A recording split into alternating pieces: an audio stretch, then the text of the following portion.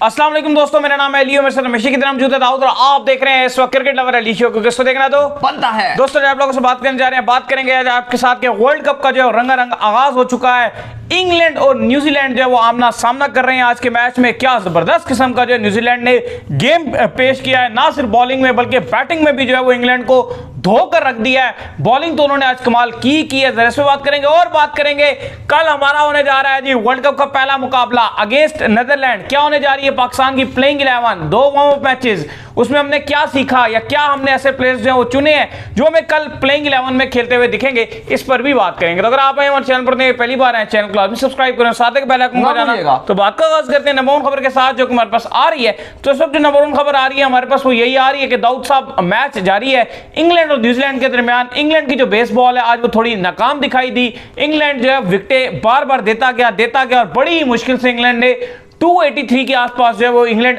पहुंचा। हालांकि 82 कह लें कि 83 टारगेट हो गया।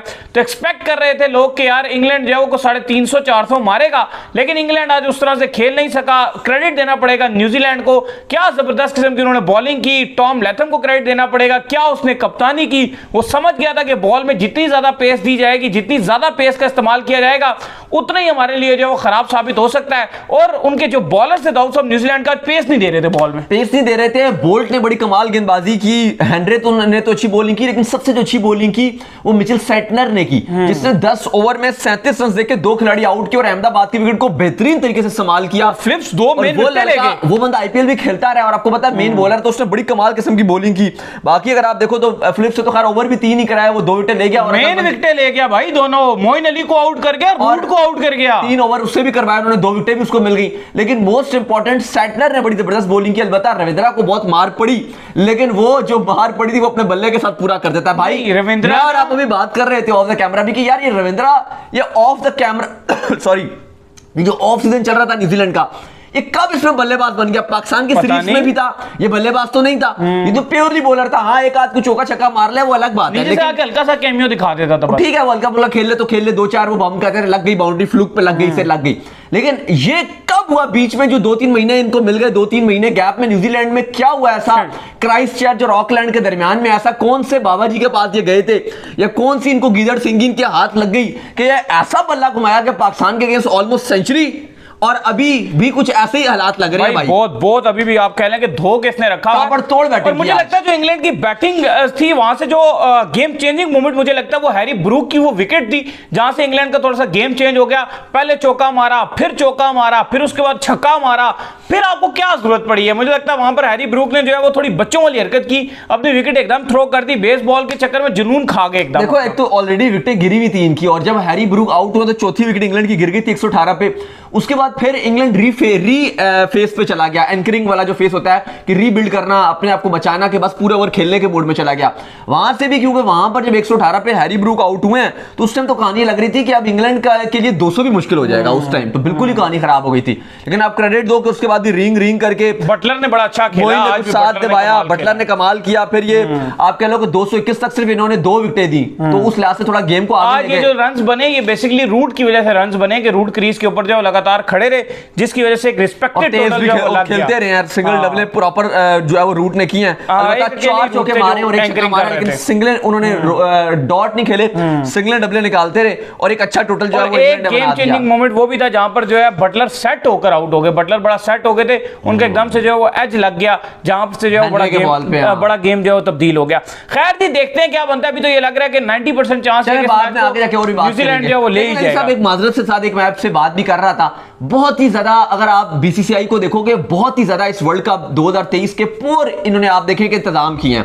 पहले तो कल जिस तरह चेयर का आ रहा था जी, एक इंडियन जर्नलिस्ट है, ये मैं नहीं बात कर रहा, ये नहीं कर रहे, इंडियन जर्नलिस्ट है, उन्होंने तस्वीर डाली, गंदी चेयर्स हो रही थी। उसके बाद आप देखो वर्ल्ड कप की ओपनिंग सेरेमनी इन्होंने पहले कहा कि हम करेंगे। भाई आईपीएल की कभी भी इन्होंने ओपनिंग सेरेमनी मिस की है? नहीं की, कभी मिस की ओपनिंग सेरेमनी? जय शाह साहब से कोई पूछे, मैं बल्कि अभी जब कोलंबो में हम थे, मैं और अली विक्रांत गुप्ता साहब है, उनके साथ हम खड़े हुए थे, तो मैं भाग गया हूं, भागता हुआ उस टाइम भी कि मैं जय शाह क्योंकि आए थे, बड़ा प्रोटोकॉल, ये गार्ड शार्ट हैवी, तो मैं भी भाग के, क्या मैंने कहा इनसे बात करूं, लेकिन फिर एंड में जो आप थे वो एकदम ये भाग के बैठ ही गए, गाड़ी के एकदम दरवाजा ही बंद हो गया जब तक पहुंचा। 1 मिनट था, मैंने कहा सवाल कर ही नहीं सका।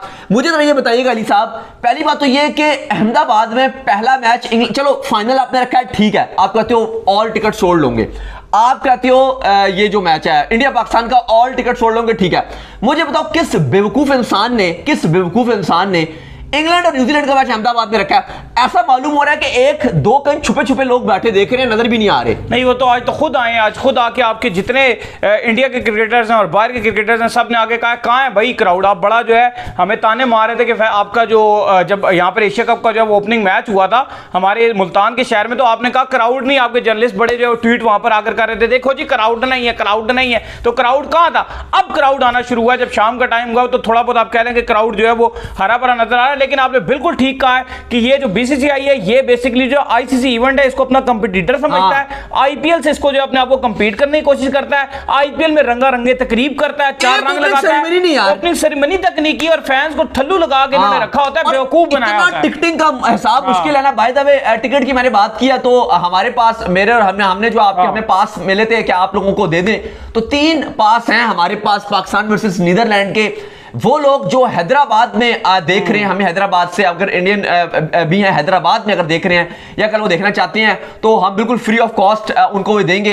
इंस्टाग्राम मेरा दाऊद क्रिकेट है, इनका क्रिकेट अली ऑफिशियल, आपको डिस्क्रिप्शन में लिंक भी मिल जाएगा, आप मैसेज कीजिए, मुझे कर दीजिए, इनको भी कर दीजिए बेशक। तो आपको जो है वो ये जो टिकट्स हैं वो 3 पास हैं, तो वो दे देंगे। कोशिश कीजिएगा कि आज ही मैसेज कर दें और ले लें, क्योंकि फर्स्ट कम फर्स्ट सर्व है, कोई कुछ भी नहीं है, क्योंकि 3 पास है हमारे पास और वो हम चाहते हैं कि हमें थे अपने दोस्तों को, अगर हम वहां इंडिया में होते तो हम किसी दोस्त वगैरह को अपने दे देते हमारे साथ। आप कह लें कि हमारे साथ कोई होता जो, या दायर आप लोग इतने प्यार देते हैं, इंडिया में भी देंगे, हर जगह देते हैं, तो उनको हम दे देते। लेकिन पाकिस्तान और नीदरलैंड के 3 पास हैं, तो काइंडली अगर आप लोग मैच देखना चाह रहे हैं और अगर किसी के पास टिकट नहीं है तो जाहिर है वो फ्री ऑफ कॉस्ट आपको वो पास मिल जाएगा।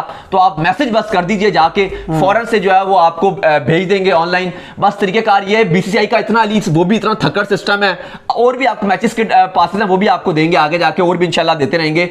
जिस तरह आगे बढ़कर बढ़ेगा और भी पास हमारे पास आते रहेंगे, हम आपको फ्री ऑफ कॉस्ट देते जाएंगे। मुझे बताइएगा एक और थका हुआ जिनका सिस्टम है, मतलब इंतहाई यार, इतना बड़ा टेक्नोलॉजी का दौर है, क्या ई सिस्टम में जब आप टिकट जाके आपने बूट बनाए हुए हैं और सेंटर बनाए हुए हैं, वहां से आपने खरीद लेने हैं धक्के मुक्के खा के, ओ भाई जो चेक कर रहे हैं वो स्कैन ही कर ले। इवन जो पास जो मेरे अभी है, जो हमारे पड़े हुए हैं, जो भी आपको देंगे, वो यार उसमें भी बार कोड लगा हुआ है, वो यार तुम बार कोड स्कैन करो और अंदर जाने दो। यही तरीका होता है यार, यही तरीका होता है, सारी दुनिया में यही तरीका होता है कि आपको एक बार जो है ना वो टिकट को स्कैन कराना होता है, उसके बाद आप अंदर चले जाते हो, पर आपका टिकट स्कैन होकर खत्म हो जाता है। इवन जो दूसरा वो जो थल्लू टिकट है ना, जो आपने हाथ में पकड़ना है, उसको भी आप जब स्कैन करा लेंगे ना, तो दूसरी बार जब आप स्कैन कराने जाएंगे तो आपको एंट्री नहीं होगी। ये सिंपल है। जब एक बंदे ने जो निकाल के देना है वो पेपर में देना, तो भाई जब उसके वो मोबाइल में ही है तो मोबाइल में एंट्री करवा लो। 1 लाख बंदा लाइनों में लग के जब टिकट अपना 1 लाख से भी ज्यादा इंडिया और पाकिस्तान के मैच में जलालत है। खैर जो पाकिस्तान नीदरलैंड का मैच है कल, अब हम थोड़ा सा लेट भी हो गए, वरना थोड़ा सा भूल भी गया था मैं भी, अभी मुझे समझ ले अभी बल्कि याद है, इनको तो अभी भी याद नहीं आया, मुझे फिर अभी भी याद आ गया। तो अभी आप लोग जो है वो मैसेज कर दीजिएगा। और पाकिस्तान और नीदरलैंड का जो मैच है उसके 3 पासेस हैं, बेशक अगर एक साथ को जाना चाह रहे हो तो वो भी, लेकिन कोई ये रीसेल वाला काम ना करे। मैं कहना चाह रहा था, मैं कहना चाह रहा था रीसेल वाला काम ना, हमसे फ्री लेके आगे सेल कर रहा हूं। तो इसलिए मैंने ये रखा है कि जो इंडिया में ही हो फैन, ताकि वो रीसेलिंग ना हो, किसी और कंट्री का होगा तो वो रीसेल करेगा इंडिया में ही, और दूसरा हैदराबाद में ही हो तो उसको प्रेफरेंस देंगे, हैदराबाद में ही रहता होगा तो उसको पास देंगे और वो जाके मैच को जो एंजॉय करे। बिल्कुल। इसके बाद हमारे पास अपडेट आ रही है जी, वो आ रही है प्लेइंग 11 को लेकर। तो कल मैच खेला जाना है पाकिस्तान और नीदरलैंड के दरमियान, और पहला मुकाबला है, और पाकिस्तानी फैंस जो है बड़े एक्साइटेड है इसको लेकर। शायद इतने ज्यादा ना होते, मुकाबला पाकिस्तानी फैंस को वन साइड ही लग रहा होता। अगर हमने एशिया कप में बड़ी अच्छी कारकर्दगी दिखाई होती, अगर हमने जो 2 हमारे मैचेस हुए हैं अभी वार्म अप मैचेस, वो हमने बड़ी आसानी से जीते होते, तो पाकिस्तानी फैंस अभी इजी होकर बैठे होते और उनको इतना इंटरेस्ट ही ना होता। वो कहते कि भाई जीतेंगे, भाई जीतेंगे, कोई चक्कर ही नहीं है। लेकिन अब पाकिस्तान को फैंस जो है उनको थोड़ा इंटरेस्ट भी है, थोड़ा डर भी है, क्योंकि जिस तरह से टीम आपकी अब है वहां पर, और इसके अंदर से आपने बेस्ट प्लेइंग 11 चुननी है। इंजमामुल हक साहब जो है वहां पहुंच चुके हैं, बड़ी लंबी मुलाकात हुई है दाऊद साहब इंजमामुल हक की आज जो साउथ शकील के साथ, बड़ी आप कह लें कि डीपली जो है बात हुई, जिससे ये चीज कंफर्म हो गई कि साउथ शकील भी कल आ रहे हैं प्लेइंग। नहीं, आज पाकिस्तान टीम की प्रैक्टिस थी। पाकिस्तान टीम अभी थोड़ी देर पहले, आप कह लो जो हम अभी आपके साथ जुड़े हुए हैं, इससे थोड़ी देर पहले पाकिस्तान टीम हैदराबाद में अपना सारा काम समेटा और बस में बैठी और अपने होटल में चली गई। थोड़ा जल्दी आज पाकिस्तान टीम चली गई। आप कह लेंगे तकरीबन एक आधा पौना घंटा बल्कि हो चुका है पाकिस्तान टीम को अपने होटल पहुंचे हुए भी। पाकिस्तान टीम निकल गई थी, शाम के टाइम भी निकल गई थी। आज हैवी प्रैक्टिस की गई है। ज़्यादातर जो आपके फास्ट बॉलर थे उनको प्रेशर नहीं डाला गया, उनको आराम भी करवाया गया। जो इवन जो बैट्समैन थे, जैसे आपको याद होगा कि कोलंबो में हमने देखा था बार बार प्रैक्टिस सेशन में कि पाकिस्तानी खिलाड़ी बड़ी हैवी प्रैक्टिस कर रहे थे।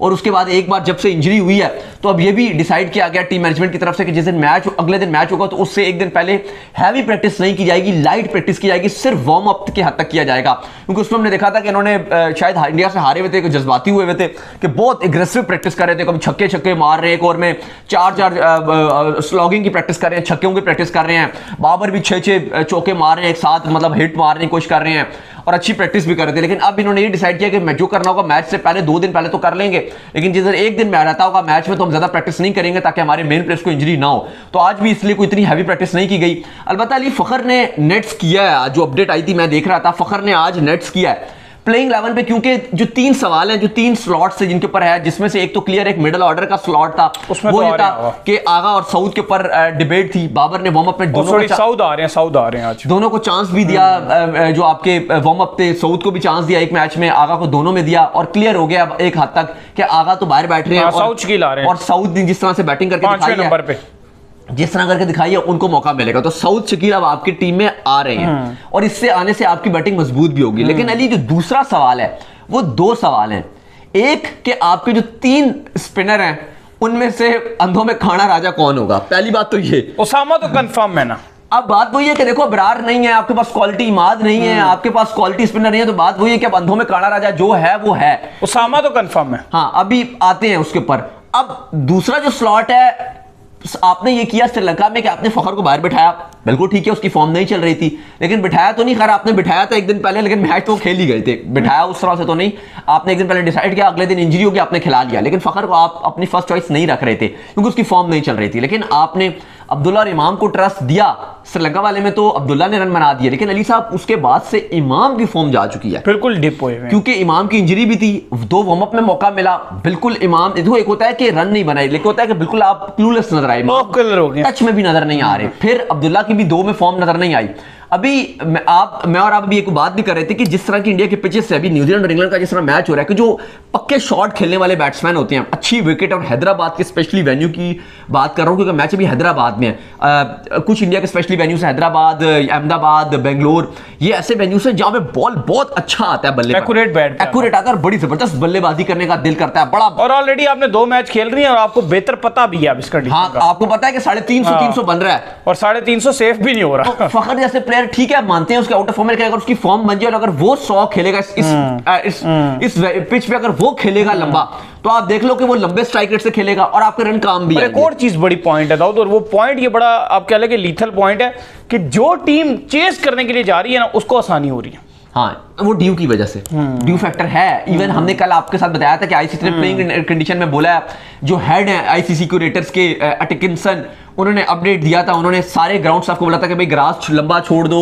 दवाइयां डालो, कुछ 3 डिटर्जेंट्स बीसीसीआई को अलाउ कहते हैं भाई ये आप ग्राउंड में वो करो, ड्यू कंट्रोल। लेकिन देखो बात ये कि आप जो मर्जी कर लो, नेचर को कंट्रोल नहीं कर सकते। नेचर को आप एक लिमिट तक ही आप करोगे, बस आप गुजारा ही करोगे, लेकिन आप बिल्कुल कंट्रोल नहीं कर सकते। और फर्क नजर आ रहा है कि रात में फर्क आ रहा है, और जिस तरह टाइम गुजरेगा, जिस तरह आप वर्ल्ड कप में आगे जाओगे, वर्ल्ड कप का पहला हाफ खत्म होगा, वर्ल्ड कप के 20-25 मैच खत्म होंगे, ये फर्क और बढ़ता जाएगा, बिल्कुल ऐसा ही, ये इंपैक्ट और क्रिएट होता जाएगा, सर्दी आती जाएगी ना, मौसम और क्रिएट होता जाएगा, और रात को और ड्यू फैक्टर जो आना शुरू हो जाएगा। लेकिन अब जो सिचुएशन नजर आ रही है वो यही आ रही है कि मुझे भी लग रहा है कि कल जो भी टीम टॉस जीतेगी वो कोशिश करेगी कि शायद मैं बॉलिंग के लिए जाए, क्योंकि उनको पता है, पाकिस्तान को भी पता होना चाहिए कि नीदरलैंड की टीम खतरनाक है, वो कभी भी आपको चेस कर सकती है। अली साहब, अगर वैसे जो इनकी सोच नजर आ रही है तो उस लिहाज से तो इमाम और अब्दुल्ला की मुझे ओपनिंग जोड़ी नजर आ रही है, क्योंकि फखर को इन्होंने आखिरी वार्म अप में भी चांस दिया ऑस्ट्रेलिया, उसमें भी उन्होंने उतने रन नहीं बनाए। उस लिहाज से देखा जाए, मैं कोशिश करूंगा, मैं शायद चाहूंगा कि नीदरलैंड का भी कोई मैच इतना इंपॉर्टेंट नहीं है, अगर आप इसमें फखर को खिला भी लो तो कोई मजायका नहीं है, क्योंकि फखर अगर आगे आप लेटर वन में अगर आपको बड़ी टीमों के अगेंस्ट बड़े मैच चाहिए तो वहां आपको फखर जैसा प्लेयर चाहिए। देखिए वो तो मैं भी चाहता हूं, फखर और अब्दुल्ला की भी ट्राई कर सकते हो, अब्दुल्ला ट्राई कर सकते हैं, लेकिन वो बहुत ज्यादा एग्रेसिव ऑप्शन हो जाता है, तो नहीं जाएंगे। मुझे लगता है जो आपने पहले बात की, मैं उससे बड़े एग्री करता हूं कि जो आपके अब्दुल्ला शफीक और इमामुल हक यही ओपनिंग में उतर रहे हैं भाई। वो तो उनकी सोच है ना, वो तो मैंने बोला है, वो तो उनकी सोच है कि वो उसके साथ जो है वो जाएंगे। और फिर इसके बाद अगर आप बात करें तो फिर आपको पता है कि डाउन के ऊपर जो है बाबर आजम आ जाते हैं। इसके बाद अगर आप बात करें तो फिर आपके रिजवान आ जाते हैं। रिजवान के बाद अगर हम बात करें तो साउथ शकील आ जाएंगे। 1 डाउन पे आपके बाबर आ गए, 2 डाउन पे आपके रिजवान आ गए, 3 पे साउथ शकील, 5 पे आपके 3 डाउन पे आपके साउथ शकील आ गए, 4 डाउन पे आपके जो है वो चाचू आ गए। इसके बाद जो है वो आप कह लेंगे 5 डाउन की स्लॉट आ गई तो 5 डाउन पे आपके जो है वो नवाज आ जाएंगे। इसके बाद अगर आप बात करें ना, अभी रुके, अभी एक सेकंड ना रुके तो सही, आप एकदम भागे जा रहे हैं। मुझे तो पहले ये बताइए ना कि शादाब के बाद जो अब आ गए स्पिन ऑलराउंडर्स में, तो शादाब को अब आप बाहर कर रहे हो जी। अब मुझे बात तो सुने ना, अब आपने लास्ट मैच में कप्तान बनाया, बताओ उनको यार, कप्तान बनाया था आप जब इस पॉइंट पर आके फंसते हो ना कि वो वाइस कैप्टन है, वो कैप्टन है, वो फलाने है, वो तिंगाड़े, बड़ी मेहनत चढ़ती है। यकीन करें इस बात को लेकर कि मतलब ये कैसी बेतुकी सी बात है। मैं नहीं फंसता, या आपके कप्तान फंसते हैं। आपके बाबर आजम ने उनको रखा इसलिए टीम के साथ है, उनको खिला इसलिए रहे हैं, उनसे अब असूलन तो अब जगह नहीं बनती। और मुझे लग रहा है, आज मेरी एक बात बताएं, न्यूजीलैंड का कैप्टन कौन है? विलियमसन। आज उसको लगा कि मैं फिट नहीं हूं, वार्म अप उसने खेले, मेन मैच में बैठ गया। उसने पहले ही बताया था कि मैं शुरू के जो 2 मैचों को वो नहीं खेलूंगा, वार्म अप दोनों खेलूंगा, और बैठ गया ना, टॉम लेथम को दे दी ना। तो जब टीम की खातिर क्या कप्तान उसको नहीं बाहर बिठा सकता? शादाब को इसलिए डिसीजन लिया कि वर्ल्ड कप के लेटर पार्ट में कहीं मैं इंजर्ड ना हो जाऊं, तो मैं अपने आप को टीम की खातिर लिया ना, टीम की खातिर लिया। तो टीम के जब शादाब की आपको पता है कि परफॉर्मेंस ही नहीं है, शादाब का बैटिंग की हमें इतनी जरूरत नहीं है, जो बैटिंग शादाब करेगा वो तो नवाज भी कर देगा। नवाज शायद कुछ बेहतर हो जाएगा। आपकी टीम का कल्चर क्या है? अब मसला ये है, आपकी टीम जो टीम का कल्चर है ना, वो ये है कि जैसे मैंने आपको शुरू में बात की कि नीदरलैंड है, आप फखर के साथ जा सकते हो अगर आपको चाहिए कि मेरा फखर बड़े मैच में चल जाए। तो आपकी जो बाबर की सोच है, या आपकी जो टीम मैनेजमेंट है, व्हाटएवर बाबर ही उसमें आते हैं, उनकी क्या सोच है कि यार नीदरलैंड वाला मैच है, इसमें तो पॉसिबल है कि अगर उसामा मीर खेलेगा वो भी अच्छी बॉलिंग कर सकता है, इसमें तो नवाज भी अच्छी बॉलिंग कर सकता है। मतलब वो वाली बात करें, वो जो इन्होंने जैसे नेपाल के अगेंस्ट T20 वर्ल्ड कप में भी किया था कि यार जरा पिच सिमिलर लगी तो आप इनको जो आउट ऑफ फॉर्म बैट्समैन थे वो भी रन बना लेंगे। जैसे नेपाल के अगेंस्ट तो शादाब ने बहुत अच्छी बॉलिंग कर ली थी। तो ये कह रहे हैं जी, इनकी ये सोच हो सकती है कि कल तो बुरा नहीं होगा, अगर शादाब भी खेल गया तो वो ऐसा पिटे पुटाएगा तो नहीं कल, तो फिर उसामा मीर को बैठाएंगे या नवाज को बैठाएंगे। ये एक पॉइंट है जो मैं आपसे बात कर रहा हूं कि इस पॉइंट अगर कल आपका कोई बड़ा मैच होता, शायद अगर आप कल इंग्लैंड से खेल रहे होते, ऑस्ट्रेलिया से खेल रहे होते, व्हाटएवर, इंडिया किसी से भी खेल रहे होते आप, तो मैं 100% श्योर होता कि उसामा मीर और आपके नवाज खेल रहे हैं।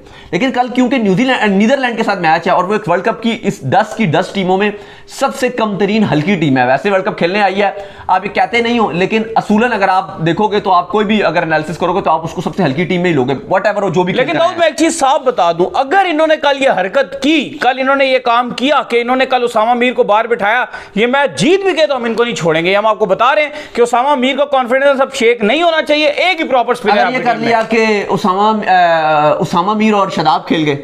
यार देखो, उसामा मीर होना चाहिए, दूसरा आप जो मर्जी खिला लो, तो बहरहाल लेकिन दूसरा नवाज बेटर है, नवाज शादाब से बहुत बेटर है। लेकिन मैं आपको बता रहा हूं इनकी सोच के कल ये कर सकते हैं, अगर ये करना तो सरप्राइज नहीं होना, क्योंकि इनको आप पता है आपको इनकी सोच क्या है। उसामा मीर को बाहर ना बिठाएं, बस मैं ये। लेकिन असूलन अगर आप देखो तो उसके लिहाज से तो जो बनती है प्लेइंग 11 वो यही बनती है कि आप नंबर 7 पे आप नवाज को रखो, और उसकी वजह ये कि वो आपको बैटिंग में बहुत कुछ देगा। नवाज आपको बैटिंग में बहुत कुछ देगा। जैसे इंग्लैंड का आज कोलैप्स हुआ ना, एंड में आके इस तरह की पोजीशन में आपका भी कोलैप्स हुआ, नवाज संभाल लेगा। हाँ, नवाज बैटिंग में बहुत कुछ दे सकता है, और उसके बाद आप जो है वो उसामा मीर को रख लो। ये होती है आपकी 11 बेस्ट जो बनती है, वो यही बनती है। लेकिन आपको बता रहा हूं कि सरप्राइज नहीं होना अगर आप ये कहें कि जी नीदरलैंड है तो शादाब को खिला लो, वो 2-3 आउट कर देगा, कॉन्फिडेंस आ जाएगा, अगले मैच में फिर देख लेंगे, 22 कप्तान है, चलो अगले में बैठा देंगे, ये ना हो। खैर, इसके बाद जो है वो 3 फास्ट बॉलर होंगे, और अभी मुझे लगता है कुछ इसमें उनके पास चॉइस भी है, जो ऑप्शन है वही है, शाहीन शाह अफरीदी को खिलाएंगे, हसन अली को खिलाएंगे, हारिस रऊफ को खिलाएंगे, और हारिस रऊफ को खिलाएंगे। ये पाकिस्तान 11 खिलाएगा। लेकिन बात वही है कि अब कल यही है, कल न्यूजीलैंड, अगर आप नीदरलैंड की भी बात करें, 2-3 खिलाड़ी उनके खतरनाक हैं, एक डाउड उनके खतरनाक हैं, एक उनके लीडे खतरनाक हैं, एक उनके एडवर्ड्स खतरनाक हैं। लीडे वही वाले ना जिनकी आंख पे लगी थी, लीडे पढ़ते हैं तो फिर छोड़ते नहीं किसी को।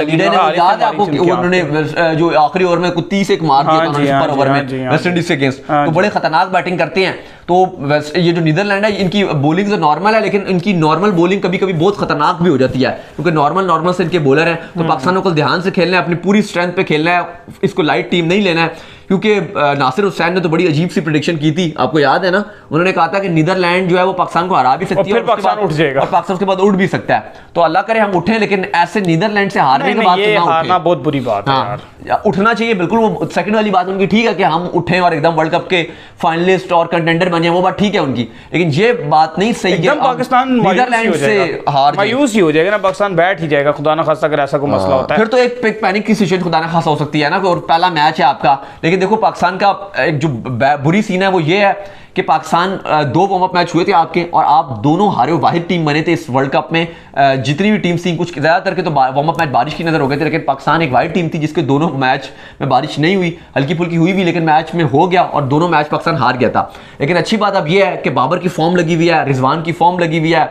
आई होप कि शाहीन अच्छी परफॉर्मेंस दिखाएंगे और जो आपके स्पिनर हैं उसामा मीर खेलते हैं और अगर साथ नवाज खेलते हैं तो अल्लाह करे वो भी अच्छी परफॉर्मेंस दिखाएं। लेकिन आज हमने देखा कि आज नेट्स में भी तीनों स्पिनर ने ही हमने देखा कि थोड़ी थोड़ी बॉलिंग की, शादाब ने भी डाली थोड़ी सी बॉल, नवाज ने भी की, नवाज ने बैट भी करते रहे हैं, उसामा मीर भी प्रैक्टिस करते रहे। आज हमें कोई इस तरह समझ नहीं आया। आगा सलमान अलबत्ता हमने देखा कि उन्होंने कम प्रैक्टिस की या जो आपके रिजर्व थे उन्होंने कोई खास प्रैक्टिस नहीं की, बस वो ऐसे ही प्रैक्टिस दूसरों को करवाते रहे। बाकी तो आपके फास्ट बॉलर ने भी आज, शाहीन ने कोई खास ज़्यादा बॉलिंग नहीं की, हारिस रऊफ ने ज़्यादा बॉलिंग नहीं की, इसके अलावा हसन अली ने भी कोई खास बॉलिंग नहीं की। हसन अली ने अलबत्ता बैट की जो था उन्होंने थोड़ी सी बैटिंग की, उन्होंने प्रैक्टिस की थी हसन अली ने हल्की फुल्की, नेट्स उन्होंने 3-4 ओवर बैटिंग के किए थे। तो खैर अली साहब ये पाकिस्तान की 11 खेल रही है। अच्छा लोग मौसम का बहुत पूछ रहे हैं, हैदराबाद है क्योंकि आपको पता है इंडिया में बारिशों का सिलसिला जारी है। अच्छी बात यह है कि अब इंडिया में बारिशों का सिलसिला ऑलमोस्ट थम गया है फिलहाल, बीच में आगे शायद 1-2 दिन वेन्यूज में है और डिफरेंट वेन्यूज में, वो तो आप पहाड़ी इलाके में जाएंगे तो आएगी ना। हाँ नहीं पहाड़ी के अलावा भी नॉर्थ में, उसके अलावा भी इंडिया में तो भी पता है आपको सारों में बारिशें चल रही थी अभी जितने। हाँ ये तो अभी तो पीछे हो रही थी ना बारिश, लेकिन अक्टूबर आता जाता है थोड़ी बारिशें कम होना शुरू। लेकिन कल जो है वो क्लाउडी वेदर रहेगा, बीच में क्लाउडी है लेकिन बारिश की कल इम्कानात हैदराबाद में ऑलमोस्ट सिर्फ 10% है, जिसके इम्कानात हैं कि बारिश नहीं होगी। तो होपफुल कि पूरा मैच देखने को मिलेगा। तो उम्मीद करते हैं आज हमारे शो आपको आएगा। वीडियो को लाइक कीजिए, हमारे चैनल को सब्सक्राइब कीजिए, साथ ही बेल आइकन को बजाइए और एक और काम कर लीजिए, वो ये कर लीजिए इंस्टाग्राम पर जाइए, इनको फॉलो कीजिए। इंस्टाग्राम में मुझे फॉलो कर लीजिए, वहां पे मैं मौजूद हूं दाऊद क्रिकेट क्लेम से। और आपको अगर पाकिस्तान नीदरलैंड की टिकट चाहिए तो मैसेज जरूर कर दीजिएगा और अभी कर दीजिएगा ताकि आप लोग कल मैच भी एंजॉय कर सके अपनी फैमिली के साथ। इनको भी फॉलो कीजिए, क्रिकेट लवर ऑफिशियल के नाम से लिंक डिस्क्रिप्शन में जाइए, फॉलो कीजिए। अल्लाह हाफिज़, ख्याल रखिएगा अपना।